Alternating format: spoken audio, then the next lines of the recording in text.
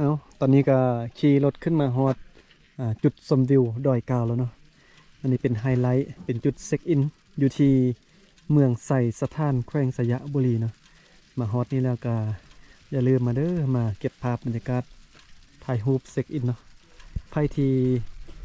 มาบ่ฮอดจุดนี้ก็ถือว่ามาบ่ฮอดเมืองไส่สถานเถื่อนี่เนาะ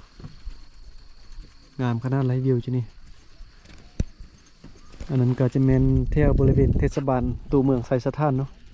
อยู่ตามจอมพูแบบนี้เลยพระเจ้าเตรียมจะจัดงานเนาะเบิ่งบรรยากาศรอบๆแต่งตูบอยู่นี่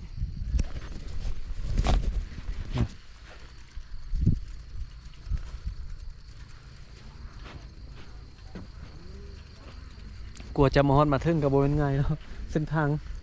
เบาลังนี้เดินทางมาแต่แขวงอุดมไซระยะทางมาฮอดจุดนี้นี่400กิโลเมตรเนาะประมาณ400กิโลเส้นทางมาเมืองไซสถานก็จะมี2เส้นบริเวณนี้ถ้ามาทางนี้ก็มาแต่แขวงสยบุรีเนาะมาแต่ในเมืองสยบุรีมาฮอดนี่ก็ประมาณ60 กิโลถ้าว่าเป็นเส้นทางที่มาแต่เมืองฮ่องซ่าที่เบาลังขี่มาเมื่อกี้ก็จะมาทางด้านนี้เนาะลุกแต่เมืองฮ่องซ่ามากับประมาณ60 กิโลคือกันแต่ว่ามาทางนี้นี่ทางจะบุดีเนาะลำบากไล่มาทางนี้นะถ้าว่ามาทางนี้จะดีกว่าบรรยากาศรอบๆจุดชมวิวเนาะนี่เบาลังขี่รถจักรคันนี้มาคนเดียวเนาะเป็นคนแบบทรายลุยอยู่ไปใส่กระไปคนเดียวนะมักกันขี่รถจักรเดินทางไปไกลๆเนาะแต่ว่าบางมือบางเทือกับเมื่อยเลยอยากพักผ่อนแต่ก็บ่เคยที่จะคิดว่าจะถอย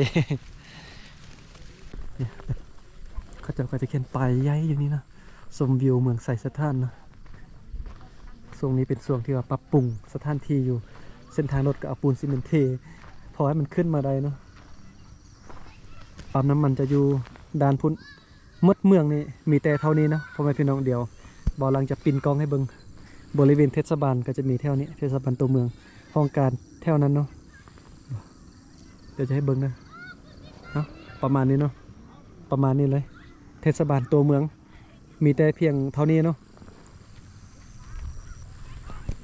จุดพุ่นก็จะมีพุ่นจอมพูพุ่นเนาะแต่ละจอมพูก็จะมีบ้านคนไป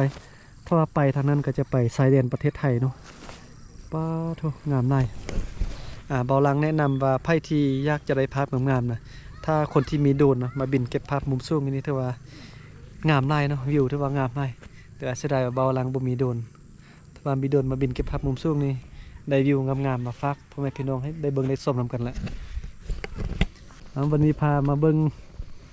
บอนที่เบาลังอาศัยอยู่3 มื้อนี่ก็เป็นสาวน้อย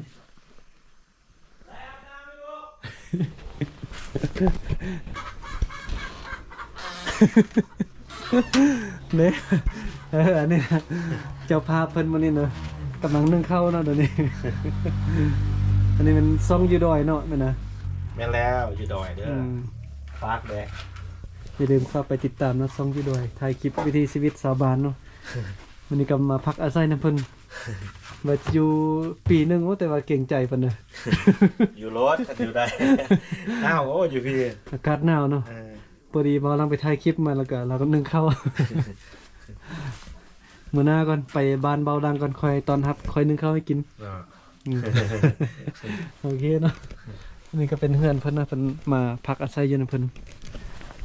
เพราะว่าไปพักแต่ละบอนถ้าไปจ่ายค่าวันพักแต่ละเทื่อก็บ่ไหวเนาะเพราะว่าช่วงนี้ปัจจุบันนี้เฮือนพักก็แพงมาเนาะตอนนี้ก็มาพักอยู่นี่